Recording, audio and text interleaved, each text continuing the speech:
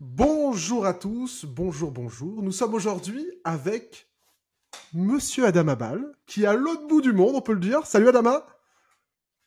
Salut, salut, Donc en salut. direct de Californie, Santa Clara, là vous êtes en road trip, vous êtes où? On vient de rentrer de Gonzaga. On a joué Gonzaga hier. Ouais, un match assez difficile. Donc là, je suis de retour à Santa Mais avant Clara là. cette fois-là, la dernière fois que vous aviez affronté Gonzaga, ça s'était bien passé par contre. Ouais, là, ouais, à ce moment-là, c'était bien passé. Mais bon, on va dire qu'il nous attendait là au Ouais, retour là. il Donc, voulait se venger un petit peu. Donc la dernière fois, donc pas ce match d'hier, mais donc celui d'avant, t'avais mis le game winner. Et je crois que ça faisait 13 ans que ouais, vous n'aviez pas battu Gonzaga, Santa Clara. ouais, c'est ça si je me rappelle bien. Je sais plus si c'est 11 ans ou 13 ans, mais ouais, en tout cas, Ça ils faisait n'avaient un pas bail, battu quoi. Gonzaga Ça depuis. faisait un Ouais, ouais, bail. c'était 13 ans. Si, c'était 2011, ouais, ça En faisait 13 ans plus, il y qu'ils n'avaient avait pas un battu petit Gonzaga. mec un peu connu dans la salle, Steve, Canadien, voilà, le petit Tchèque, tout ça.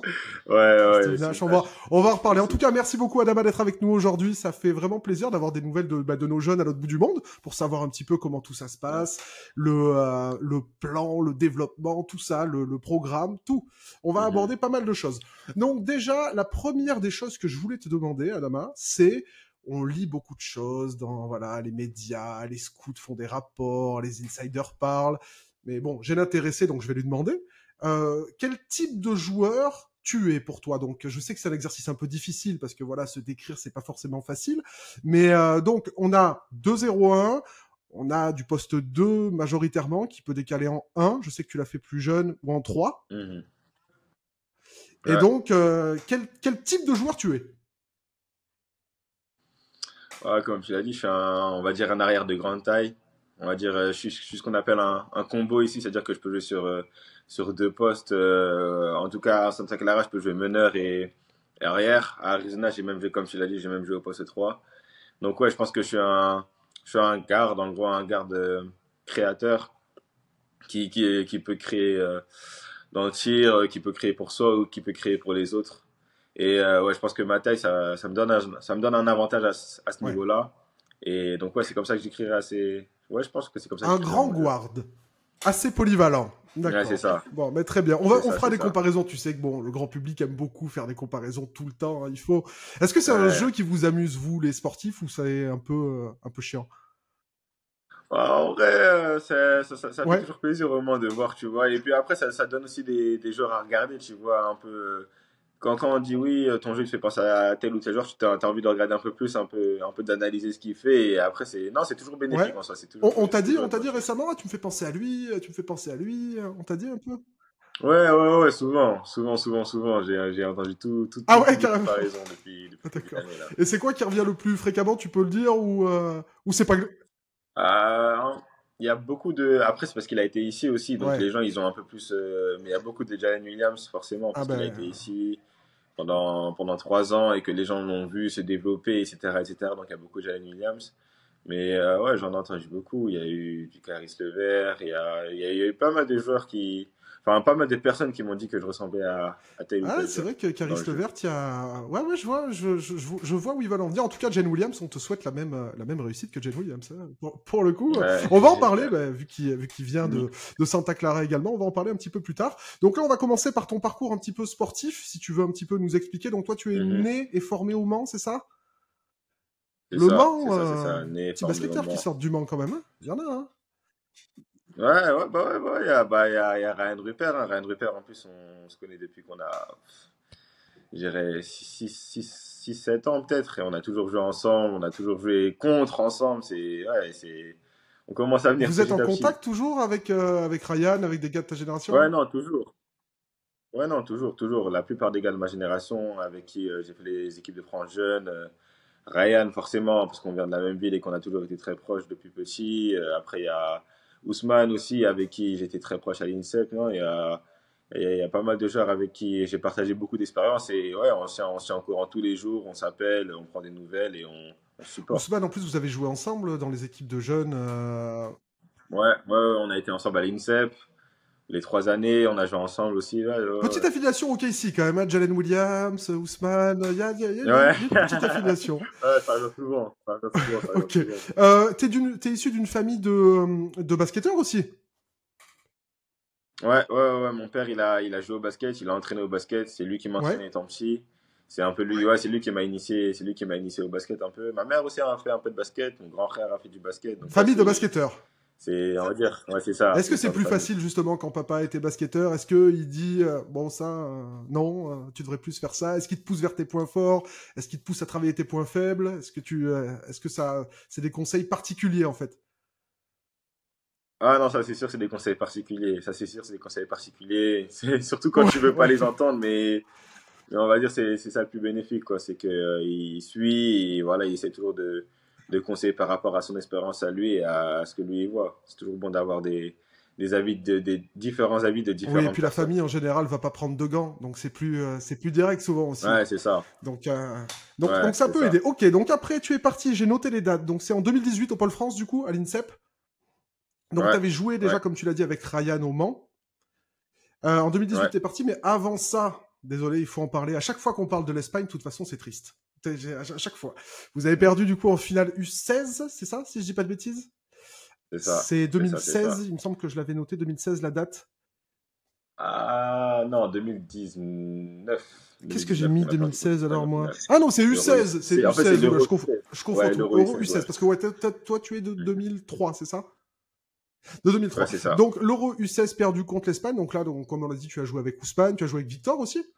Donc vous êtes Ouais, incliné contre ouais, l'Espagne, donc on reste sur cette rivalité malheureuse contre les Espagnols, mais on en toujours, parlera un peu plus tard. Vous toujours. avez fait quelque chose il y a pas longtemps en plus en équipe de France Jeune, donc on en Mhm. parlera un petit peu plus tard. Comment ça s'est passé le Pôle France du coup de ton côté? Non, ça a été une bonne expérience. Ça a été une bonne expérience. C'est dur. C'est dur.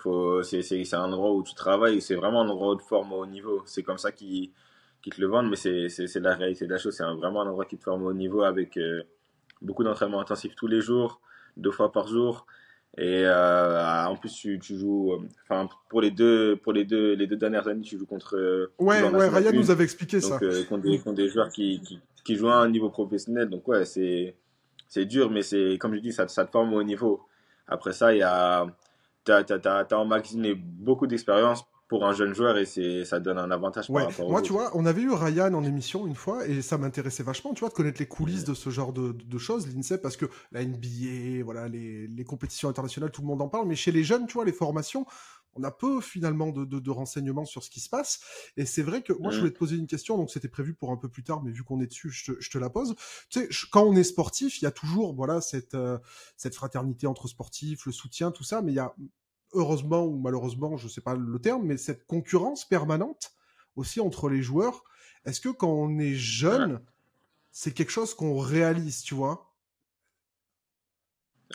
Moi, je pense que oui. Je pense que on va dire, c'est même omniprésent. Après, faut savoir faire la Hmm. part des choses. Tu vois, tu peux t'entendre bien avec quelqu'un avec qui tu es en concurrence tous les jours. Je l'ai vu non seulement avec moi, mais avec plein d'autres gars qui compétissaient tous les jours à l'entraînement. Mais pourtant, en dehors du terrain, c'est Ouais, limite une les meilleurs concurrence potes. positive, Mais je pense quoi. que Une concurrence positive. c'est ça, mais je pense que cet aspect de compétition, c'est toujours important de l'avoir. Et encore plus avec ses amis, ça te pousse à. C'est eux qui vont te pousser à te retrancher. Moi, j'ai encore des souvenirs quand on était à l'INSEP, après chaque entraînement avec Ousmane, on faisait du 1 Ouais. contre 1, etc. On se mettait dedans et je sais que c'est quelque chose qui m'a fait évoluer derrière. C'est quelque chose qui m'a appris à compétir, voilà, à toujours me pousser, à toujours vouloir me dépasser et ça a été bénéfique Mais pour ça, nous tu vois, deux. c'est un truc que je trouve ultra intéressant parce que c'est un truc que j'entends peu aborder dans beaucoup de reportages ou quoi concernant le sport. C'est la psychologie un petit peu des sportifs. Et d'ailleurs, je crois que Santa Clara est Mhm. parti maintenant dans un recrutement, comme certaines franchises NBA, qui se poussent plus vers l'humain que vers le sportif. Beaucoup, beaucoup, énormément, énormément, parce que c'est ça qui fait la différence, surtout ce qu'ils appellent ici, c'est les Ouais. winning teams. C'est un facteur qui est pas négligeable du tout. Enfin, l'humain, c'est très important et on s'en rend pas tellement compte, en fait. C'est vraiment quelque chose qui te permet d'avoir un groupe qui, dans les hauts comme dans les bas, continue à pousser et continue à croire l'un en l'autre, etc. C'est quelque chose d'important et c'est quelque chose qu'on voit pas souvent. Tu sais, Non, des c'est fois, clair. on assemble plusieurs superstars dans une équipe et on se dit, ouais, pourquoi ça marche pas? Mais c'est que il y a forcément quelque chose à l'intérieur qui fait c'est pas un groupe soudé et que ça marche Non, pas, mais quoi. tu sais que ça, c'est un sujet vraiment que je trouve ultra intéressant, la combinaison caractérielle, tout ça, la maturité, parce que même, tu vois, enfin, les Mhm. mecs sont ultra jeunes, toi, t'es super jeune, tous les gars sont jeunes, et je trouve que avoir Ouais. cette maturité-là, de savoir aborder ces choses-là de manière positive, parce que comme tu dis avec Ousmane, voilà, vous poussez l'un vers l'autre vers le haut, mais ça pourrait aussi, et ça c'est déjà arrivé. Moi, je pense à des joueurs NBA qui ont un peu eu trop d'ego, et tu vois, et ça leur a desservi, et malheureusement, ils sont plus dans la ligue aujourd'hui. Mais c'est des choses intéressantes. Ok. Donc après, t'es parti à Arizona, du coup. Comment ça s'est fait? Comment tu t'es dit, je quitte la France, je vais chez les Wildcats, c'est ça, il me semble? Ouais, c'est Wildcats, je crois. C'est ça, c'est ça. C'est un processus assez spécial parce que moi, les gens ne savent pas, mais ma dernière année INSEP, j'étais entre guillemets anti-États-Unis. J'étais vraiment, ouais, non, je veux pas aller là-bas, je veux me développer ici, je veux rester en France, etc., etc. Et cetera. Et puis, c'est à ce moment-là où Gonzaga m'a recruté. Et l'assistant coach de Gonzaga, en fait, c'est lui qui s'occupait de mon recrutement. Et et c'est lui qui a recruté Joël Ayayi, Kylian Ok. Tilly, etc. Et donc, c'est lui qui s'occupait de mon recrutement et beaucoup moins que le head coach. Et moi, je trouvais ça bizarre un peu, tu vois. Et au bout de 5 6 mois, il m'a appelé, il m'a dit, bon, Adama, j'ai eu le job à Arizona, maintenant c'est moi le coach principal. Et voilà, moi, je devais vraiment, je suis le premier joueur à qui il a offert une scholarship. Et en fait, ce qui me retenait par rapport à Gonzaga, par exemple, c'est que je savais que si j'allais aux États-Unis, j'allais pas forcément jouer au début. Et quand j'ai vu que vraiment c'était le head coach à Arizona qui s'occupe du recrutement, ce qui est très très rare ici quand tu connais le système, c'est souvent les assistants qui s'occupent du recrutement, c'est très peu les Ouais. head coach. Donc quand j'ai appris ça, c'était vraiment, je me suis dit, ah voilà, j'ai une chance, je vais jouer. Et donc c'est ça qui m'a poussé à privilégier ce choix par rapport aux autres que j'avais à ce D'accord. moment-là. Et donc tu pars. Alors la chronologie. Avec l'Euro, je me suis perdu dans ma chronologie. 2021, Arizona, c'est ça? Donc c'est ça, U16 2019, je pars à l'Euro, je refais une année INSEP, l'année Covid 2020 et 2021, je pars Alors, à est-ce que Arizona. tu peux nous expliquer un petit peu comment ça s'est passé? Tu l'as dit, tu as pas trop eu de temps de jeu sur tes 2 premières années à Arizona. Non. Comment ça s'est passé, la Mm. découverte du système américain, de la culture US aussi au niveau du basket? Comment ça s'est Mhm. passé là, ces 2 premières années? Bah, déjà, la première année en soi, je trouve que j'ai, la première année déjà, je trouve que c'était très intéressant. J'ai appris beaucoup de choses. Je suis arrivé dans une équipe qui a eu quand même 3 joueurs draftés, enfin 2 joueurs draftés au premier tour et un qui a été 33, donc coloco. Donc on a vu une équipe vraiment, vraiment forte, du coup, avec beaucoup de prospects NBA. Donc tous les jours à l'entraînement, forcément, ça m'a vraiment poussé à me dépasser, à m'améliorer. En gros, j'ai eu une bonne expérience. Donc, Adama, on Ouais, parlait donc de ton arrivée à Arizona en ouais. 2021. Moi, ce qui m'intéressait aussi, c'est donc de savoir comment ça s'était fait et de savoir un petit peu, voilà, les différences majeures. Tu as dit que bah, tu étais arrivé en sachant que tu n'allais pas forcément avoir énormément de temps de jeu. Mm. Tu es arrivé donc dans l'équipe de Christian Coloco, Ben Maturin C'est ça, Keith Rancoloco, Ben Mathurin et Dalen Terry. et Dalen Terry, donc aujourd'hui à Chicago. Donc voilà, 3 draftés. Mm. Comment ça s'est passé cette première année, cette arrivée? Honnêtement, je dirais pas que c'est mal passé parce que déjà, comme j'ai dit, j'ai eu beaucoup d'expérience. Voilà, s'entraîner avec trois joueurs NBA tous les jours, ça a forcément fait progresser. Et c'est aussi parce que, à partir, il me semble, de janvier ou février, j'ai intégré la rotation à part entière. Je continue à montrer tous les jours et c'est à ce moment-là où, voilà, le coach, il a dit qu'il pensait que j'étais prêt et qu'il m'a laissé ma chance de plus en plus, de plus en plus et j'ai pu gratter des minutes. On a gagné la Pac-12, donc notre conférence. Et en finale, il me semble que j'ai mis 2-3 points à un moment où on était vraiment dans le dur, etc. Donc c'était franchement la première année, j'ai beaucoup de bons souvenirs à ce niveau-là. Et c'est après. Petit poignet, hein. Pardon? Je dis petit poignet, hein.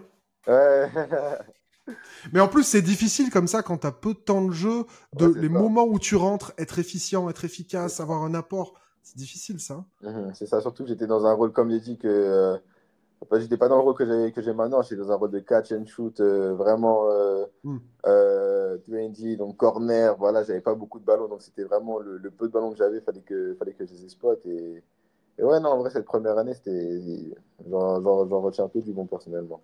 Et petite question, est-ce que Ben Maturin, il avait déjà ce caractère-là? Tu Ben, vois ce que je veux dire? ah, mais non, Ben, il est spécial, il a toujours été. et Tout ce que je vois aujourd'hui, en plus, on en rigole un peu en privé, mais Ça, Ça ça, ça me provoque. surprend, ça me surprend pas du tout. Ça me surprend pas du tout. Il a toujours été comme ça et, et c'est ça qui le pousse aujourd'hui, c'est ça qui l'aide aujourd'hui, hein, cette mentalité de tueur, c'est ça qui l'a aidé et c'est ça qui l'aide encore. Ouais, et en plus, tu sais bien qu'en France, la mentalité est différente. Donc Ben Mm. Maturin, avec le caractère qu'il a perçu en Ouais. France, des fois, c'est un peu arrogant. Bah bon, c'est de la Non, provocation, c'est du show. c'est de la confiance en soi un peu. Voilà, de la Il a confiance en besoin de soi. l'exprimer, mais c'est de la confiance en soi, c'est C'est mieux. ça, il y a des joueurs, comme tu dis, qui en ont besoin. Ils en ont Mhm. besoin pour se motiver, ouais. Mais en tout cas, voilà, c'était une petite question que j'avais par rapport à Ben Maturin, parce qu'on sait qu'il est un peu, voilà, un peu chambreur. Donc, deuxième saison à Arizona. Là, la première saison, tu dis dans l'ensemble plutôt positif, du coup. Ouais. Et la deuxième? Le deuxième, c'était un peu plus compliqué. C'était un peu plus Ouais. compliqué. En gros, avec la première saison que j'ai eue, il y avait énormément d'attentes par rapport à moi, par rapport à ce que j'avais montré sur toute la fin de saison.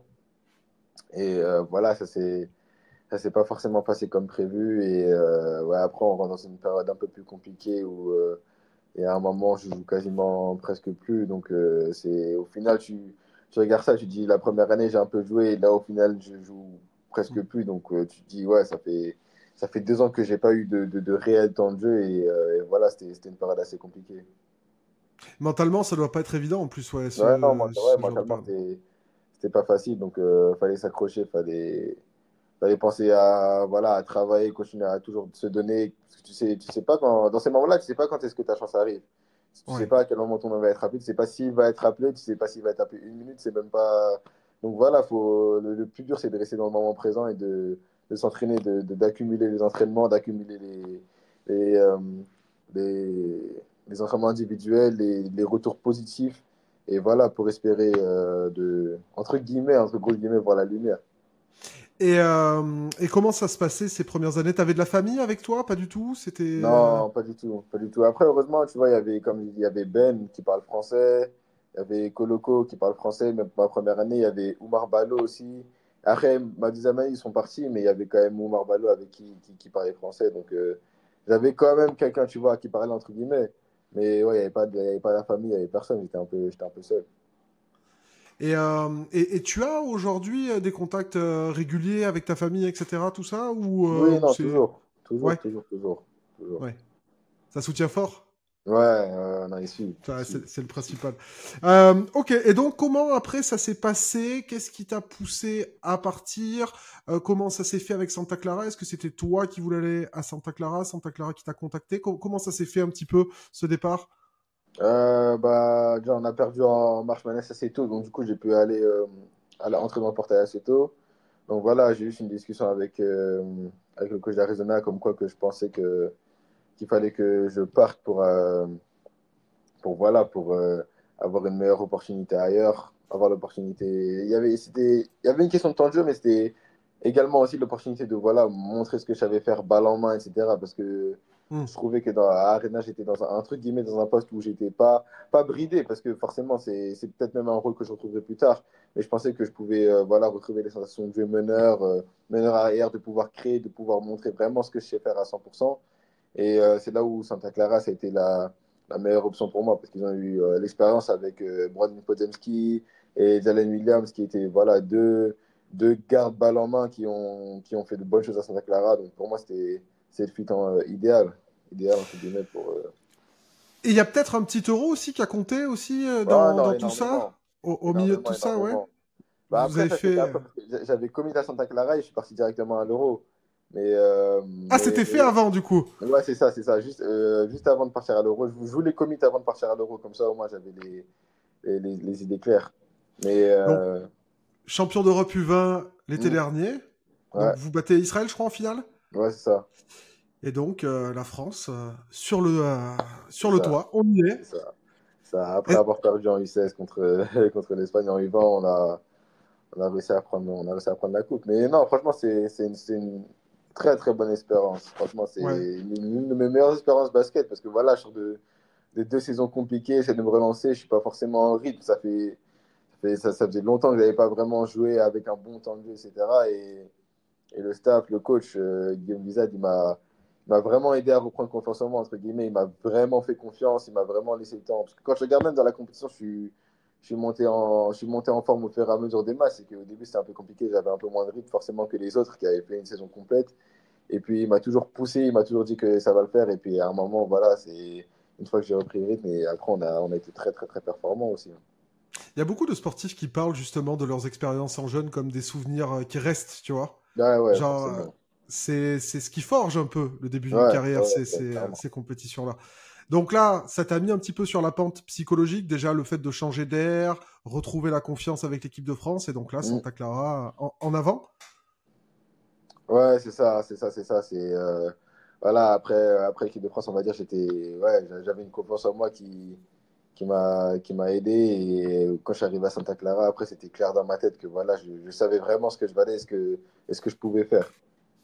Alors moi, j'ai fait des petites recherches et je ne savais pas que ton entraîneur, du coup, à Santa Clara, avait Ouais, entraîné quelques autres joueurs, ouais, dont certains joueurs qui ont un bout de carrière en NBA.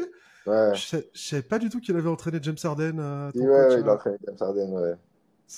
Et c'est des choses genre qu'il évoque de temps en temps ou c'est un bagage qu'il a et donc du coup on se respecte, ça se respecte, comment Ouais, ça se non, ça passe c'est là? fait. Il est même venu voir un match qu'on a joué à LA, qu'on a joué à Pepperdine. Après, bon, connaissant le coach, c'est pas quelqu'un, c'est pas le genre de coach qui va se vanter de ce genre de choses-là, mais voilà, moi, je lui pose des questions parfois, je lui demande comment il était, comment, baskettement parlant, etc., etc. Mais ouais, non, franchement, ça va être toujours d'avoir un coach qui a eu beaucoup d'expérience avec beaucoup de gardes en plus qui ont été en NBA, qui ont fait carrière en NBA. Donc voilà, ça pousse encore plus à lui faire confiance, quoi. Tu sais que c'est quelqu'un qui sait de quoi il parle. Alors Santa Clara justement, c'est une fac un peu particulière qui a le vent en poupe en ce moment, mais qui l'avait un peu moins depuis quelques années, pour pas dire Ouais, décennies, au niveau des draftés, hein, je parle pas du ouais, tout au niveau ouais, du reste. Donc on sait donc Steve Nash avant Jalen Williams en 2022, le dernier c'était Steve Nash ouais, c'est 96 Steve du Nash, coup. ouais, c'est ça, c'est ça. C'est plus de 25 ans de disette donc au Mm, niveau de la draft du côté de Santa Clara. Bon, c'était quand même Steve Nash, hein, le dernier en ouais, date, donc c'est pas non plus n'importe qui. Même si certains au niveau du coaching aiment bien lui tomber dessus, je pense que beaucoup ont oublié quel joueur c'était, ouais, Steve Nash. Et je savais pas que Kurt Rambis aussi était passé par Santa Clara, ouais, si, si, si, si, si. grand C'est ami de maintenant, Kevin McHale, ouais, Kurt Rambis. Donc 4 fois champion avec les grands Lakers des années 80. c'est Est-ce ça. que les anciennes légendes un petit peu comme ça repassent souvent à la fac ou même plus récemment les Podziemski, les Jalen Williams? Est-ce que il y a cet attachement, tu vois, un peu avec l'université et j'allais dire ils traînent dans le coin, mais non, genre est-ce qu'ils repassent parfois voir des matchs sur le campus Si, il repasse parfois, il repasse parfois. Bah, on a vu Steve Nash. Cet été même, on s'entraînait avec Jalen et Podziemski quasiment. Bah, moi, dès que je suis arrivé en fin d'été à cause de l'Euro. Et dès que je suis arrivé, ouais, on a fait une semaine d'entraînement avec eux où on faisait des pick-up, etc. Donc, ouais, il y a toujours cette attache tu sais que ça, tu fais partie d'une grande famille, quoi. Et est-ce que, je pense que oui, mais je préfère te poser la question, est-ce que ça se ressent un petit peu dans l'environnement basket US, que le fait que et Brandim Podziemski et Jalen Williams soient sortis de Santa Clara récemment, est-ce que tu trouves qu'il y a hop, un petit œil un peu plus Bien sûr, bien sûr. spécifique sur la fac? Ouais, Non, bien sûr, bien sûr, bien sûr. Entre guillemets, il crédibilise. C'est bien plus la sûr. crédibilité parce que tu vois, quand tu viens d'un programme qu'ils appellent comme les mid-majors en général, tu sais, il y a beaucoup de gens qui sont sceptiques par rapport à Isis. Ouais, mais voilà, il n'est pas à Kentucky, à Duke, donc il joue pas contre les mêmes gars. Ouais. Ça va pas translate en NBA, etc. Et puis, au final, quand tu vois des gars comme ça, tu te dis que c'est pas une question de ça, en fait. C'est pas une question de ça. Et il continue à le prouver tous les jours et c'est ça qui aide. Bah, c'est vrai qu'en plus, bon, d'être des très bons basketteurs, mais ça rejoint ce qu'on disait tout à l'heure, c'est que les deux, ils ont cette particularité d'être très matures dans leur jeu, Dans non leur jeu, ouais. seulement, mais aussi un petit peu dans leurs attitudes. Il y a des choses qui sont ressorties sur Podziemski du côté de Golden State. Tenir tête à Draymond Green, c'est particulier. Être un co-leader d'équipe comme peut l'être Jalen Williams du côté de OKC, on voit que les mecs sont, au-delà des basketteurs, des hommes plus matures aussi du côté de Santa Clara. Ouais. Et ça, tu m'as dit, c'est vraiment ce que veut Santa Clara, trouver des gars avec la tête sur les épaules qui vont comprendre un petit peu tout l'écosystème basket. C'est ce qu'ils C'est veulent. ça. C'est ça, c'est ça, c'est ça, c'est ça. Je pense que ça fait partie de leur processus de recrutement, que, ils se renseignent beaucoup auprès des différents coachs avec qui ils sont en contact pour savoir la personnalité du joueur, etc. Et je pense que c'est des choses qui comptent. Et c'est pour ça qu'on arrive chaque année à faire un peu plus de résultats. Et je pense que c'est un programme qui se construit encore, qui continue d'évoluer. Et voilà, quand on voit des joueurs comme ça évoluer en NBA, ça montre qu'on est dans le bon chemin. Et en plus, il n'y a pas que des Français sur le terrain du côté de Santa Clara. Ouais, On a aussi Alan, donc Alan qui était ouais, chez Envergure avant, qui l'American Dream, Alan. c'est ça, Qui, c'est ça, c'est ça. est-ce que vous échangez beaucoup avec Alan par Ah, tout le affiliation temps, française? tout le temps, tout Ouais. le temps, tous les jours, à chaque fois. Là, j'ai des questions. En plus, c'est quelqu'un qui s'y connaît en basket, qui s'y connaît dans les Ah différents ça. prospects, etc.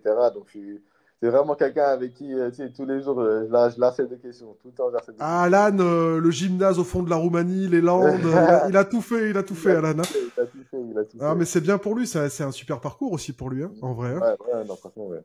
Faudrait peut-être qu'on l'attrape aussi, Alan, pour parler de tout Mm. ça, parce que je pense que ça peut être ultra intéressant. Il était passé nous voir à plusieurs reprises pour parler des prospects, et à chaque fois, plus de science. Vas-y, dis-nous la vérité, parce que c'est vrai que c'est difficile un petit peu de suivre et la NBA, et la NCAA, et Mm. l'Europe, et tout ça.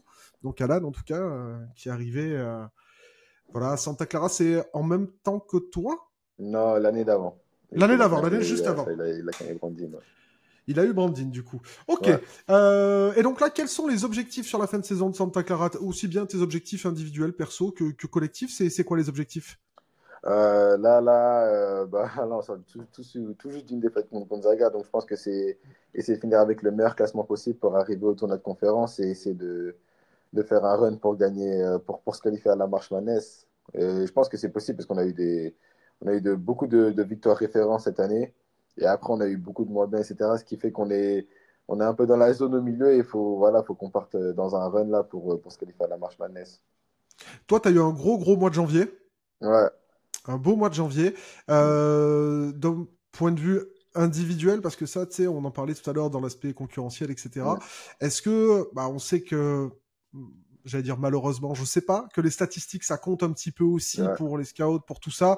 Est-ce que c'est pas trop dur de se dire, bon, le principal, ça reste l'équipe, mais bon, est-ce que je peux pas quand même un peu, je vais pas dire soigner les stats, mais bon, Mm. tu vois ce que je veux dire? Ouais.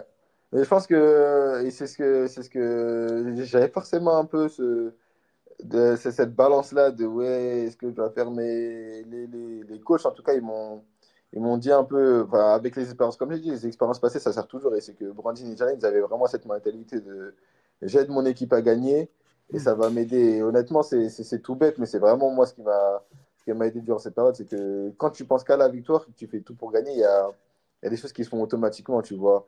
Ouais, il y a bien des mecs qui Et vont le remarquer, quoi.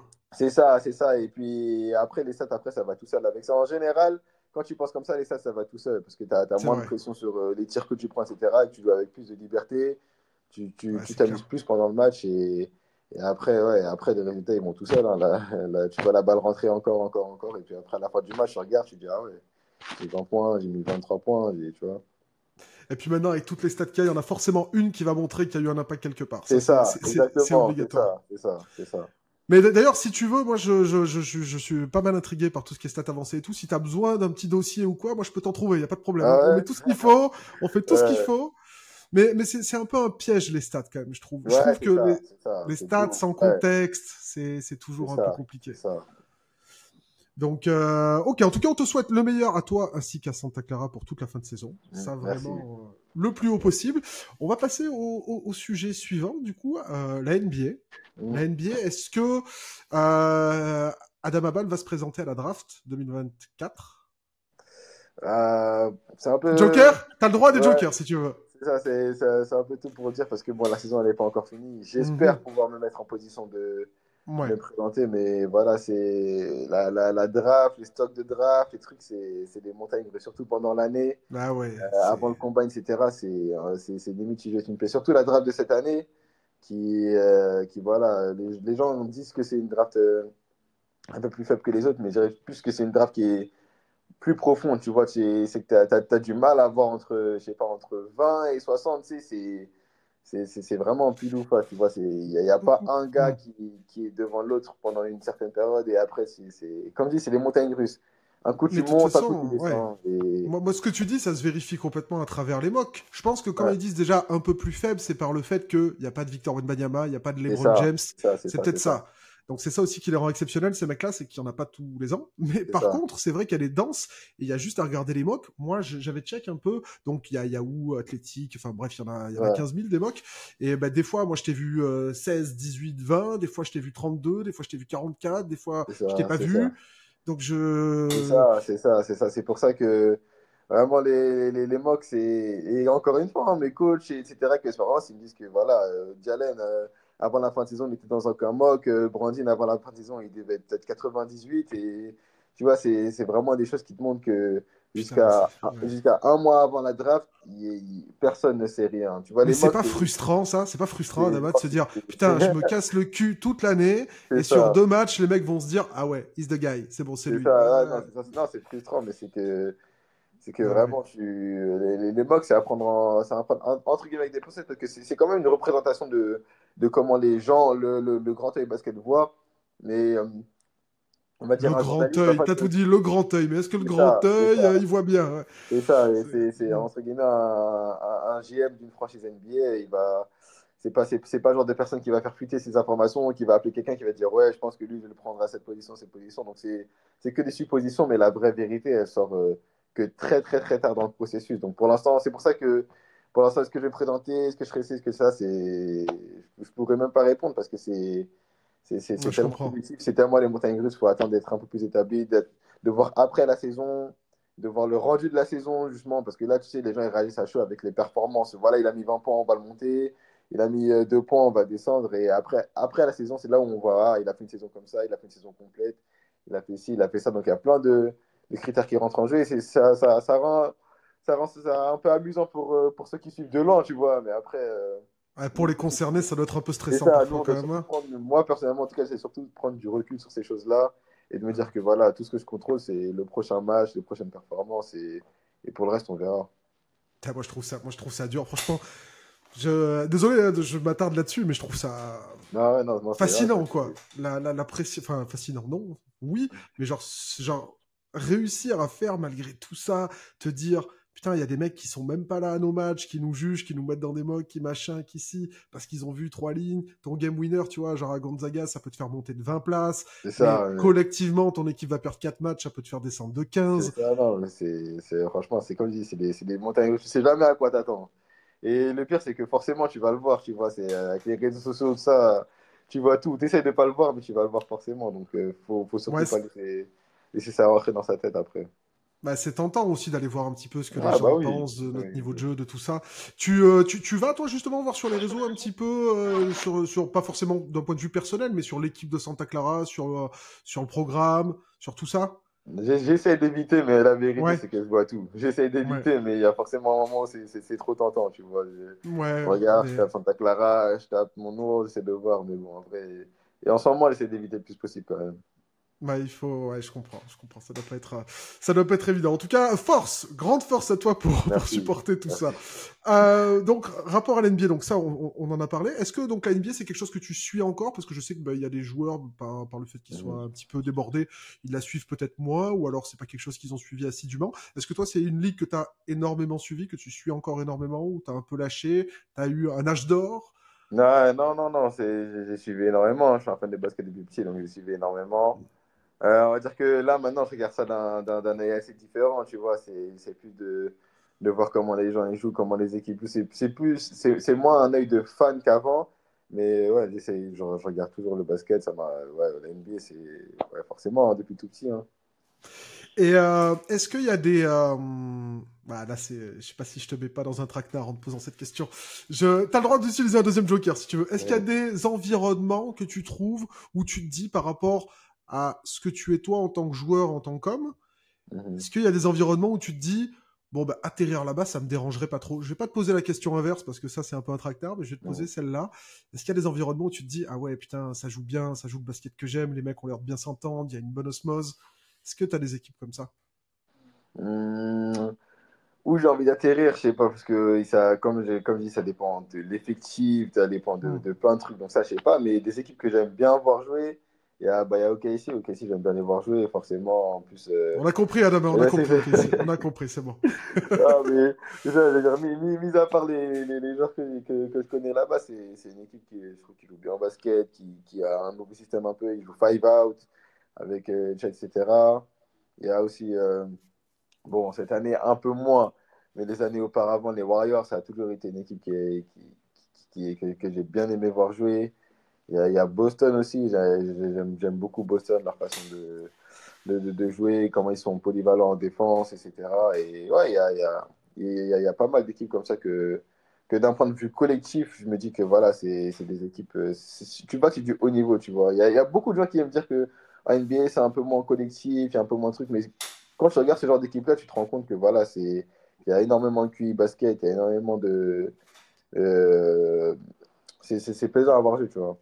Ah ben ça dessert à certains. Moi, je pense que les médias américains ont autant parlé de moi que de Jason Tatum cette année. Donc ça prouve ce que tu dis. Hein. C'est-à-dire que quand tu veux te mettre au service du collectif, et c'est ce que fait Tatum, je trouve, Ouais. en tout cas plus que d'habitude cette année, où vraiment il y a voilà, Drew, Porzingis, tout ça, une Mm. équipe XXXL, ben non, tu peux pas mettre 38 points de moyenne quand tu as Ouais, des c'est joueurs comme ça, hein, ça. Il faut c'est ça, impliquer tout le c'est monde. ça. J'ai vu un peu ce qu'il disait que voilà, il devrait être dans la discussion MVP, etc., etc. Selon les arguments que lui, il a apportés, je dirais pas que je suis d'accord à 100%, mais il dit qu'il marque un point quand même. C'est que quand tu es dans une équipe ultra compétitive, avec énormément de bons joueurs autour de toi, tu peux pas, voilà, ouais, je prends la balle et c'est moi je run des choses, tu vois, ça marche pas comme ça. Et s'il Moi, gagne, c'est pour une raison. j'ai trouvé que Booker avait été un peu délaissé dans ce débat-là, exactement pour les mêmes raisons, il y a Mhm, 2 ans, 2021, je crois, quand ils font leur mhm, bilan. Mais c'est vrai, moi j'appelle ça, tu vois, la ligne de flottaison entre implication collective et mhm, talent individuel. Si mhm, tu arrives justement à trouver cette bonne ligne en permanence, mhm. eh ben, ça te donne de toi un joueur ultra valuable. Enfin, c'est ce que j'appelle moi la valuabilité. Je sais pas trop, Mhm. chacun a sa définition. Mais en tout cas, ok. Est-ce que, je sais qu'au State ça se fait beaucoup, tu as un Mont Rushmore de l'NBA. Qui sont pour toi les 4 plus grandes figures du basket NBA, les 4 légendes absolues? Tu as le droit qu'à 4. Elles représentent le basket. C'est qui? Ah, je dirais bah, déjà Michael Jordan et LeBron James, Ok. c'est mort. Faut bien réfléchir sans phrase, que je vais pas faire d'erreur. Mais Michael Jordan, LeBron James. Ouais, je dirais peut-être Magic Johnson et Larry Bird. Je pense que c'est les quatre que je dirais qui, en termes de leur impact dans l'histoire. Bien sûr. Ouais, non, moi, je pourrais dire ces quatre-là, ouais. Bah, c'est à chaque fois des mecs qui ont ultra popularisé et mondialisé le basket, là. C'est ça, en fait, c'est ça. Donc pas mal, pas mal. On a vu pire, on a vu bien bien pire comme Mont Rushmore. Et petite question, là tu es encore pas obligé de répondre. Hein. Le GOAT de chacun, qui est ton GOAT ou le GOAT si tu veux dire. Hein. Qui est mon GOAT? Ouais, je dirais quand même Michael Jordan. Je dirais quand Tu même dirais Michael Jordan. Michael Même Jordan. si je pense qu'une fois que LeBron James aura fini sa carrière, je pense on lui accordera le crédit qu'il mérite. Tu vois. Mais pour l'instant, il n'a pas fini sa carrière. C'est pas fini, je dirais encore Michael Jordan. Mais je pense que LeBron James, à la fin de sa carrière, quand il aura fini, et quand on regardera sur tout ce qu'il a fait, on se rendra compte de tout l'impact qu'il a eu. À ça, c'est et c'est pas fini. Et c'est pas fini Ah, en ouais, c'est plus ça, LeBron. c'est ça le plus inquiétant. C'est qu'il reste. On sait même pas il lui reste combien d'années après. Ah non non, moi j'ai prono vers les 43-44 LeBron. Mhm. J'ai prono vers Ouais. ça. J'ai lancé une petite take l'autre jour, on a fait une émission qui va sortir bientôt, dans laquelle j'ai dit que Stephen Curry était top 5 all-time. Qu'est-ce que tu en penses? Je suis, je suis pas totalement contre ce take. Après, Est-ce que tu veux mes arguments ou pas? je les entendrai. Bon, il y a tout, palmarès, etc. et tout, mais j'ai 2 arguments majeurs, je te les fais rapido. Le premier, c'est que personne n'a révolutionné le basket comme Stephen Curry l'a fait. Mhm. Je te parle pas de révolution individuelle, je te parle de basket dans le sens large. Ouais. À l'Eurobasket, ça fait ça, les gamins jouent comme lui, enfin bref. De par le fait que ce soit accessible, parce que tu veux jouer comme Shaq ou LeBron, bah, il te faut des attributs physiques. Mhm. Curry, t'en as pas forcément besoin. Donc Ouais. sur la révolution globale du jeu, je trouve que personne ne touche. Et aussi, je trouve que Stephen Curry, et ça en tant que joueur, tu vas pouvoir me le dire, moi j'ai tendance à dire que les joueurs de Golden State jouent dans un schéma complètement différent. D'ailleurs, parce qu'ils ont un mec qui écarte les défenses à 12-14 mètres et que ça offre des espaces que personne n'a jamais. Mhm. Et donc, je trouve que, et c'est un mec d'ESPN qui avait dit la formule, c'était l'offensive engine la plus létale de l'histoire. Et je trouve que c'est lui qui impacte le plus le jeu dans sa globalité. C'est Donc vrai. voilà mes deux arguments principaux. C'est vrai. Non, c'est vrai, c'est vrai, c'est vrai. Après, je pense que, tu sais, on a toujours un peu ce truc de, voilà, comme c'est un peu nouveau, comme dit avec le point, c'est que c'est un peu nouveau. Du coup, les gens, ils ont du mal à prendre du risque sur les choses parce qu'ils pensent à des joueurs qui ont fait ça auparavant et voilà, qui ont marqué l'histoire en leur temps. Mais c'est vrai que quand on regarde cet aspect-là, Curry dans l'ère à laquelle on est, ça a été le joueur le plus influent pour moi. Il a, C'est vrai que il a, Steph, il c'est a, ouais, particulier. Hein. il a vraiment. En plus, comme tu as dit, c'est intéressant que tu as dit par rapport à l'aspect du physique, parce que c'est vraiment vrai. C'est que Curry, c'est pas le plus costaud, c'est pas celui qui saute le plus haut, voilà, c'est juste il a un tir tellement pur que voilà, il a su faire une différence sur ça, il a su faire une carrière sur ça, il a changé le basket en quelques années. Hein. Ça s'est pas fait sur une très très longue période. Hein. C'est vraiment quand il a explosé, etc. C'est que les gens ont dû s'adapter. Il a vraiment influencé la NBA. Les gens copient ce qu'ils font. Le nombre de tirs à 3 points tentés dans des matchs, ça a monté astronomiquement. Donc ouais, franchement, Mais en plus, j'entends. toi, tu as évolué en tant que jeune pendant cette révolution. Ouais. Mhm. Est-ce que tu as vu dans les catégories jeunes un petit peu justement cette influence où le tir à 3 points s'est démocratisé plus? Est-ce que les années avançant, tu as vu plus de mecs shooter de loin, plus de mecs tenter des logos bizarrement ou pas Ouais, du bah tout? ouais, ouais. Ouais, si. C'est limite devenu à la mode de tirer de loin, d'avoir un range comme ils disent, etc. Ouais, bah oui, tous les jours. Tous les jours, tous les Et jours, c'est il y quelque a chose que vous bossez, le range? C'est quelque chose que tu bosses toi personnellement? Bosser, je sais pas, mais c'est quelque chose, tu vois. Bon, moi, je pense que faut faire étape par étape. Les tirs après dribble, déjà, etc., etc. Mais ouais, forcément, Ouais. si tu arrives à étendre ton range comme des Damien Lillard, etc., après, ça fait une différence énorme, énorme, énorme, énorme sur ta palette offensive. Mais est-ce que tu valides ça que les mecs qui ont des ranges justement, c'est à 9-10 mètres, ça semble pas énorme, mais le fait de faire monter les défenseurs à ce niveau-là, ça Mhm. offre des espaces incroyables en Ouais, bien plus sûr, pour tout le monde. énormément, énormément, parce que même un pick and roll qui joue, voilà, je sais pas, sur la ligne à 3 points, un pick and roll qui joue 2-3 mètres derrière la ligne à 3 points, c'est pas pareil, les espaces, c'est pas pareil. Le roll derrière, il a tellement plus d'espace, toi-même, le porteur de balle, il a tellement plus d'espace pour créer, pour manœuvrer, sachant que le gars, il peut pas passer en dessous, du coup, parce qu'il peut tirer à cette distance-là. Donc, la manière dont ça agrandit le terrain, ouais, ça change tout. Et c'est qui toi ton joueur préféré actuellement en NBA? Genre par le Euh, style de jeu, le caractère, les deux. je dirais Shai. Chez. Ouais, ouais, Il y a ouais. beaucoup d'OKC, je trouve. Adama, beaucoup d'Oklahoma City dans tes propos. Hein. Beaucoup. Mais pour ma défense, Shai, quand il était au Clipper, c'était déjà ça. Ouais. J'ai Bon. eu la vision avant et après, tout ça a suivi. C'est un enchaînement de circonstances D'accord. atténuantes. Ouais, c'est un Mais concours de avant ça aussi, circonstances. c'était Damien Lillard. C'est qui ton GM préféré, Sam Presti? Enfin bref, j'ai beaucoup de très bien, très très bien. Ok, et moi je suis très Anthony Edwards. Je suis très très Anthony Edwards, Ouais, moi j'aime aussi. beaucoup. Ouais, Je sais franchement, pas ce que... franchement, ouais. Je me dis. En plus, en ce moment, il y a beaucoup de discussions par rapport à lui. Son nom, il monte beaucoup. Ouais, est-ce que ça va être lui le nouveau visage de la ligue, etc. Ça, je sais pas, mais je sais qu'en termes de niveau de jeu, et ce qui est impressionnant avec lui, c'est que c'est la première option offensive maintenant à Minnesota, mais c'est aussi un très fort défenseur. Les Américains ils appellent ça le moteur. Il a un moteur énorme. C'est que sur un terrain, il fait énormément de choses. Il va le rebond, il va défendre son meilleur joueur. Et puis derrière, en attaque, il est hyper athlétique. Il a un bon in-between game. Il arrive à aller au cercle. Il a un bon tir. Non, franchement, et puis on voit qu'il évolue au fur et à mesure des années de plus en plus. Il a une grande gueule aussi un peu. Hein. Ouais, bah après, ça, c'est un Américain. Ça me surprend plus trop. Et ouais, non, c'est vrai que physiquement, ouais, moi je suis d'accord avec toi, défensivement, c'est un peu parfois sous-estimé. Il se jette un peu trop parce que trop confiance en son physique, je trouve, Mmh, parfois. mmh, Mais, et sur des guards, bah, ça les fait exploser, donc ça fait faute quand tu te jettes un peu trop. mmh. Mais, ouais. Et ça, c'est vraiment une différence aussi parce que c'était qui? C'était Alperen Sengun, du coup, qui l'évoquait du côté de Houston, entre l'Europe et les US, que vraiment t'as remarqué la différence athlétique Ouais, entre les gars. ouais, non, ça n'a rien à voir. Ouais, ça Ouais, n'a ça... rien à voir. Ok, C'est donc ici, t'es en train de me ici dire que je même. tiendrai pas, quoi. Ok. Là, ici, même le plus petit des meneurs, s'il va le voir, il va monter au cercle, il va à l'audet, tu vas dire, ah ouais, c'est. Même défensivement, la densité, les close-out, c'est. voilà, c'est un ajustement en vrai, hein, c'est un ajustement. Mais c'est plus pratique après si les joueurs doivent aller en NBA, voilà, ils sont plus acclimatés à ça. Ouais, voilà, c'est ça, c'est ça. Je pense aussi que c'est le problème des Européens. Enfin, c'est même pas le problème, c'est qu'il y a forcément un petit moment d'adaptation où Bien sûr. voilà, tu dois faire l'ajustement, tu vois. C'est pas la même chose qu'en Europe, c'est pas les mêmes capacités athlétiques, c'est pas la même rim protection. Donc mais ça va prendre un peu de temps, mais ouais, il y a une petite adaptation. Et tu trouves que ce qui a été souligné au cours des dernières années sur certains Européens, et, des Français aussi, tu vois, c'est que peut-être les Français sont souvent académiquement plus forts.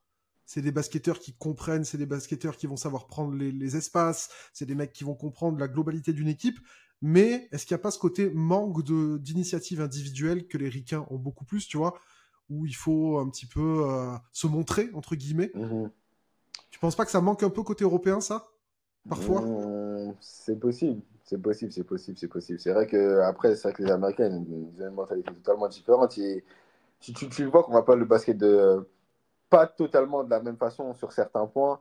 Et je pense que ouais, c'est ça, comme dit, c'est une adaptation dans un tout Ouais. et que c'est un aspect que, voilà, si tu es dans leur pays, donc c'est un aspect qu'il faut assimiler. Et moi, c'est un aspect que j'ai compris justement pendant ma période à Arizona. C'est quand tu as un Ben Mathurin, tu le vois tous les jours, tu vois comment il est, tu te dis, faut Ah, mais peut-être on pas que je parlait fasse de la même, mais faut qualité peut-être que. athlétique.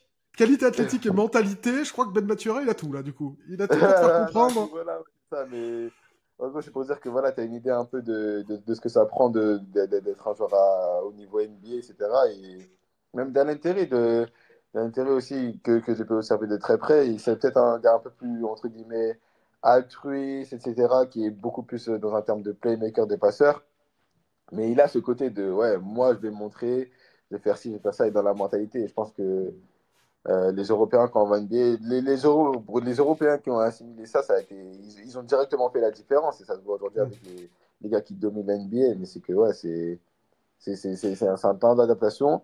Et une fois que je suis là, après, tu as une arme en plus. Parce que la science du jeu qu'on a en Europe, c'est forcément un avantage. C'est forcément un avantage. Ah, bah, de toute façon, on le voit de plus en plus, hein, les meilleurs joueurs de la ligue aujourd'hui sont, dans la majorité en tout cas, Ouais, non américains. ouais. Concernant du coup, pour rester un petit peu, là, les petits pronos comme ça, on est fin février, t'as un petit favori pour le titre, toi, comme ça? Ah. Il va me dire OK ici. Il va me dire Ouais, OK ici. je savais que t'allais sortir. Je savais que t'allais sortir. Non, franchement, cette année, c'est très, très, très compliqué. Quand tu vas à l'ouest, la marche qu'il y a entre le premier et le huitième, je crois, j'ai vu ça. J'ai fait, ah ouais, non, c'est compliqué. Donc, C'est la bon, guerre à l'ouest, hein. ouais. Je partirais peut-être sur un Boston, mais bon, c'est. Ouais, je dirais Boston. Je dirais Boston.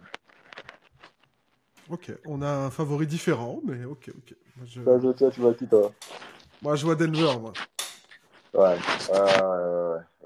ouais. Donc je te disais, moi j'ai Denver en favori parce que je pense que les gens oublient un peu ce qu'est Jamal Murray en post-season. Mm. Jamal Murray, il est dans ma boîte à chouchou, Jamal Murray. Ah ouais?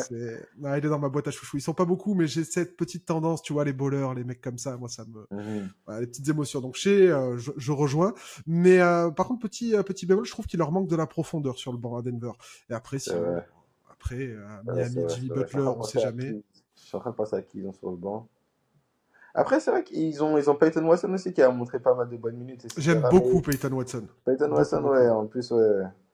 Christian Brown, je trouve, il n'a pas continué sa progression, même si en ce Ouais. moment ça va un peu mieux. Mhm. Je trouve que Reggie Jackson est pas mal, mais tu vois, le Bruce Brown de l'année dernière, il y a Ouais. vraiment eu Ouais, un ouais, apport de Bruce Brown. c'est vrai, c'est vrai.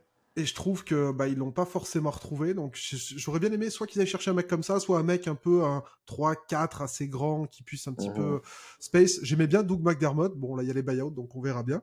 Mais Denver, ouais Denver, je les trouve costauds. Mais l'Ouest, après celui qui va sortir de l'Ouest, ça risque d'être un peu Ouais, ouais, compliqué, c'est quoi. ça, c'est ça, c'est ça, c'est ça. C'est que. C'est le... Comme tu dis, Denver, ça doit vraiment être mon deuxième choix. Parce que moi, je vois vraiment, ouais, comme tu dis, celui qui va sortir à l'ouest, il a une très, très, très grande chance Mais de j'aime bien remporter. les Mavs aussi. Hein. Franchement, les Mavs, on n'en parle pas beaucoup, mais ils ont Mhm. été énormément blessés tous. Là, Kairi Luka, ils ont jamais pu jouer Ouais, ensemble. Mais déjà, backcourt Kairi Luka, bon, ouais. voilà. Et l'association, la Gafford, Lively, là, qu'ils ont sur le Ouais, poste 5, c'est Lively jeune, mais m'impressionne un peu, hein, honnêtement. Mais t'as pas Dis-moi, l'impression, des fois, on va parler je vais parler de Daniel Gafford, mais t'as des mecs comme ça, tu sais, qui ont des rôles, et genre, t'as des équipes, t'as l'impression il leur manque que ça, et pourquoi ils y vont pas? C'est quoi, d'après toi, ça vient de quoi? C'est non, nos bases sont, parce que vu que, bah voilà, t'es dans une équipe, donc tu vois un petit peu, c'est sur la continuité, non, nos bases sont comme ça, faut pas les toucher, c'est difficile. Honnêtement, moi, je sais pas. Honnêtement, je sais pas. Parce que surtout la NBA récemment, avec la trade, etc., il y a eu plein de choses qui, pour moi, étaient pas si cohérentes que ça. J'ai du mal à. Des fois, même moi, je suis un peu comme ça. J'ai du mal à comprendre certains. Mais je pense que, ouais, ça va beaucoup avec la philosophie. Et ça va aussi beaucoup avec. Ouais, en gros, ils ont certains joueurs. Ils disent, ouais, nous, on a lui qui fait la même chose. Ou bien on a lui, on pense qu'il vaut mieux. Et après, c'est qu'une question. Ouais, c'est une question de perspective, tu vois. Nous, on a l'œil un peu de haut, etc. On voit ça, mais peut-être qu'eux, ils voient dans un sens où on pense que si on lui donne une chance à lui, il va peut-être faire mieux. Je pense que c'est plus à ce niveau-là. Ça marche. J'ai des petites questions qui me viennent quand on discute. Excuse-moi, c'est pas prévu. Je suis désolé. Non, pas de souci. On sait que il y a de plus en plus de joueurs qui font des podcasts aux US. Moi, Ouais. j'en regarde énormément, énormément, parce que c'est toujours intéressant d'avoir les acteurs qui nous livrent leurs ressentis. Comme quand Gordon Hayward a dit que le dernier match de Kobe était un immondice sauf sa fin de match. Ça m'a fait sourire. Gordon, quand même, respecte, s'il te plaît. Mais genre, est-ce que tu trouves qu'aujourd'hui, la médiatisation des joueurs, pour vous les jeunes aussi, etc., c'est important pour aussi se faire connaître, reconnaître, faire augmenter sa valeur. Est-ce que entre deux joueurs similaires, le fait que un ait de la valeur médiatique, ça va pas être cette plus-value qui va lui permettre d'avoir peut-être une plus grande chance? Je pense que oui. Je Ouais, tu pense que oui. penses? Je pense que oui. Je pense que, entre guillemets, la hype, comme on l'appelle, La fameuse. je pense que c'est quelque chose qui compte. Je pense que, ouais. Je pense que, en plus, en général, dans ces genres de podcasts, etc., on voit un œil différent, on voit des anecdotes différentes. Et tu vois, par exemple, quand on voit par exemple des anecdotes sur Anthony Edwards, des trucs comme ça, tu vois, ça, je vais pas dire que ça glorifie, mais tu vois, ça amplifie la vision que les fans ont de lui, de sa personnalité. Et tu vois, Tu humanises, ça- donc tu aimes plus parce que ouais, tu voilà, vois que c'est c'est pas ça, c'est juste un ça, c'est ça. sportif. Enfin, juste un Ça, sportif, t'as compris, peut-être qu'il quoi. y en a qui vont se reconnaître dans ça, etc. C'est Et ça. voilà, ça va leur apporter un crédit en plus, on va dire. Et j'ai l'impression qu'en France, les mecs sont un peu timides par rapport à ça. Ouais, Parce que, ouais, ouais. tu trouves pas? Beaucoup, beaucoup, beaucoup, beaucoup. En C'est France, quoi? on a C'est le beaucoup de cette. public français? C'est pas la Je pense que mentalité? je pense que c'est juste la mentalité. C'est comment on a été. En France, on est beaucoup dans. Voilà, on fait pas trop de bruit, on travaille en secret et Ouais, voilà, on est humble. Ce qui n'est ouais. pas du tout une mauvaise chose, hein. Ce qui n'est pas du tout une mauvaise chose. Non, mais c'est pas parce que quelqu'un Moi-même, a confiance en lui qu'il est pas humble, tu vois, je trouve. ouais, Enfin, ouais, c'est... ouais, non, exactement, exactement, exactement. Mais là, c'est vraiment deux points de vue différents. C'est vraiment une vision des choses différentes. Hmm. Et tu vois, par exemple, quand nous, par exemple, on dit ça, mais on voit beaucoup d'Américains qui s'en plaignent. Moi, quand je parle avec beaucoup d'Américains, ils se plaignent de ça. Ils se plaignent, par exemple, que au niveau lycéen ou même au niveau universitaire ou Hmm. même plus haut, que voilà, les gens, ils s'occupent beaucoup plus de ce qui les entoure que du basket en lui-même. Et Ah, mais ils ça... prennent l'exemple de nous en Europe qui disent que voilà, eux en Europe, ils s'occupent que du basket et c'est ça qui fait que. Donc, en vrai, c'est une question de point de vue parce que je sais que de leur côté, eux aussi, ils voient plus ça comme un problème plutôt que comme un avantage, tu vois. Ah oui, ouais, ça complète un petit peu le QI, etc. Parce qu'on laisse aux mecs le temps justement d'être studieux, de pas trop les mettre dans Ouais. les spotlights. Mhm. Mais c'est vrai ce que tu dis parce que moi je me rappelle que j'étais à New York il y a des années, ça m'avait fait halluciner sur les chaînes d'infos. C'était un mec, mais un linebacker universitaire. Donc tu vois, en France, on s'en fout quoi. Un Ouais. linebacker universitaire, c'est un deuxième ligne de pro, enfin tu vois, de national jeune quoi. Enfin, Mhm. on n'en parle jamais. C'était sur toutes les chaînes d'infos, Ah toutes les bah ouais, non, chaînes ça d'infos. oui. Ça oui, ça oui, ça oui, ça c'est un peu ça qui fait la différence, c'est qu'ici quand tu es un athlète, en général, tu sais, des fois tu peux mettre la télé, ESPN qui est quand même la première chaîne de sport aux États-Unis, tu vas avoir un match de high school, des gars que voilà, tu sais, on va jamais voir un match de cadet à la télé en France, tu vois, mais ici c'est un match de high school, il y a des millions de personnes qui suivent ça, ouais. C'est l'attachement à l'université, tu trouves? Les mecs sont vachement Non, parce qu'à ce moment-là, c'est high school, c'est plus au sport, c'est au sport au en sport, général. ouais. C'est au Parce sport que en général. ouais, on voit les ambiances universitaires, là, ton game winner contre Gonzaga, ou même les Mhm. ambiances universitaires. C'est une folie, en vrai. Ouais, non, bah ouais, c'est ça, c'est le sport, c'est parce qu'il y a le sport, il y a une attache aussi un peu entre guillemets, tu vois, ils sont fiers de, voilà, je suis fier d'être pour mon université, je suis fier d'être pour ça, et le Ouais. sport, ça retranscrit ça un peu. Allez, on finit le chapitre NBA et après il reste 2 petites questions et ce sera bon. C'est sur Victor. On a beaucoup de Français qui arrivent. Je vais te parler de Victor. T'as joué avec lui du coup, Victor, Ouais. à l'Euro du coup, c'est Mhm. U16 Ouais, en 2016. c'est ça. Non, je pense que... C'est ça, à l'Euro et ma dernière année à l'INSEP aussi, il est venu faire plusieurs matchs avec nous. Et donc, on parlait de Spotlight, on parlait de Hype, on parlait de tout ça. Je pense que là, on est servi. Comment tu trouves qu'il s'en sort sur sa première saison, là, Victor? Ah, honnêtement, je vais pas dire que je suis surpris parce que avec Victor, on sait jamais à quoi s'attendre. On peut jamais dire que, on peut jamais minimiser ce qu'il fait. On peut jamais dire ah, je pense pas qu'il va faire ça parce que voilà, c'est Victor. Mais je trouve qu'il s'en sort vraiment, vraiment, vraiment bien. Même, c'est plus que bien. C'est impressionnant ce qu'il fait, hein. Et puis je le vois tous les jours avec les gars qui discutent. C'est que ouais, ce qu'il fait, c'est impressionnant et c'est tu sais pas forcément où est la limite aussi. C'est ça qui est encore plus impressionnant, c'est que s'il fait ça là, maintenant, sans vraiment d'espérance, avec une équipe qui est pas très compétitive pour l'instant, qui est encore en développement, etc., tu dis que ouais, dans quelques années, quand tout sera bien huilé, tu sais pas ce que ça va te donner, hein. C'est quoi le poste de Victor pour toi? C'est Victor, C'est une bonne question, hein? C'est une bonne hein. question. C'est une bonne question, c'est ça. En défense, on peut dire que c'est plus à l'intérieur, mais après, Ouais. il est tellement polyvalent que voilà, il a sa propre case à lui, on va dire. Mais c'est un casse-tête aussi, en vrai. Moi, je trouve ça, hein. Mm. C'est vraiment un Ouais. casse-tête de que faire du joueur, comment entourer le joueur, etc. Moi, je trouve que Victor, il m'a fait voir le basket différemment. C'est-à-dire que je vois un Mhm. mec faire 5 blocs, 5 styles, et je peux me dire, ouais, match moyen, tu vois. Ouais, ouais, c'est ça, c'est ça, C'est- c'est ça. C'est que il a son volume déjà est tellement énorme que voilà, tu sais, limite si Vita va faire un match à 20 points, 10 rebonds, peut-être un par-ci par-là, et les gens ils vont dire ouais, il n'a pas été très bon aujourd'hui, etc. Ça montre à quel point, voilà, ça montre les attentes qu'il a sur lui et ça montre le potentiel qu'il a. Et la gestion de la lumière, tu trouves qu'il s'en sort comment? Je trouve qu'il s'en sort plutôt bien. Après, en tout cas, même en tout cas les années où j'ai joué avec lui, etc., ça a toujours été quelqu'un qui a eu la tête sur les épaules. Ça n'a jamais été quelqu'un, voilà, tu t'es dit, ah ouais, non, il a toujours réussi à garder la tête froide, la tête sur les épaules. Et on le voit de plus en plus par les sorties médiatiques qu'il a, justement. C'est que, voilà, c'est quelqu'un, il sait très bien ce qu'il fait, il gère très bien son image. Il va pas prendre entre guillemets, de risques, etc. Il va faire il va faire ce qu'il fait, il va se concentrer sur le basket et ça lui réussit, hein. Ça doit être dur, ça, même Victor ou même tous les sportifs, etc. Les sollicitations, non? Mm. Que vous avez pour beaucoup de choses, je sais pas, le sponsorship, ah, tu peux me rendre ce service, ah, machin, Mm. tu connais pas. Ça rejoint ce qu'on disait tout à l'heure, le côté être un peu hermétique, se fermer un petit peu pour justement pas s'exposer à ce genre de trucs. Ça doit être un peu Mhm. compliqué, ouais. Ouais, Donc en tout cas, on est très content pour ce que fait Victor, ouais, on est très content pour ce ouais. que fait Bilal, on est très content pour ce que font tous nos Français, même pas forcément les jeunes, Evan qui a retrouvé du temps de jeu du côté de Détroit. On voit que Victor a un peu mis en avant l'Europe, on l'a dit, commencé à se mettre en avant, Luka, Yanis, tout ça. Là, Victor a centralisé un petit peu l'Europe vers la France. Est-ce que les Mm. scouts regardent pas un peu plus attentivement les joueurs français aussi maintenant? Ouais, si, je pense que si. Je pense que, et même ça fait des années que voilà, les prospects français, on a toujours cet attribut un peu spécial. On est un peu, on a les capacités athlétiques et on a derrière le QI basket qui suit. Et ouais, on devient bon, on est une grande nation de basket et voilà, et il y a beaucoup de prospects qui sortent de France et c'est pas pour rien. C'est pas pour rien. Bon, on est souvent vice-champion, mais on est une Pour grande nation de l'instant, basket, pour pour l'instant. l'instant. Mais c'est vrai que le futur, en tout cas, est très intéressant à Mm. regarder, parce que là, on a une cuvée, la 2024. Victor n'était pas une anomalie. Il y a d'autres Français qui peuvent être dans les premiers Mm. choix. On peut avoir 4-5 Français sur la prochaine draft, etc.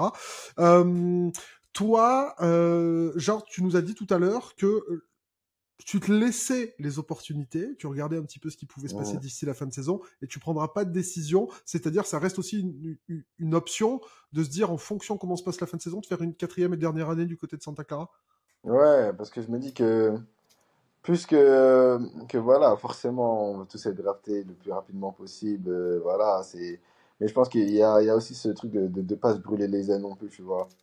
Il y a beaucoup cette chose de prendre l'opportunité qui va faire que tu vas rester en NBA. Parce que on a vu être drafté, c'est la première étape, mais rester en NBA, c'est là où devient le plus dur. Donc déjà, si tu arrives en NBA dans un contexte qui t'est pas favorable, ou voilà, tu sais, il y a une grande différence entre être un fin second tour, être un début second tour, et être un premier tour. Et tu vois, Ah bah là, les contrats garantis, hein, déjà. Hein. ouais, ouais, non, et tellement, c'est ça, des fois, ça se joue à rien, tu vois. Donc, vaut mieux maximiser l'opportunité, vaut mieux se dire que, voilà, si jamais je vois que ça m'est pas favorable, bah, autant prendre mon mal en patience et de revenir ici pour pour avoir une année encore plus pour prouver, parce que, il y a aussi ça, c'est que c'est ma première année de vrai basket, entre guillemets, depuis un long moment, donc, Mais en plus, toi, t'as le petit cheat code, toi, t'es de décembre.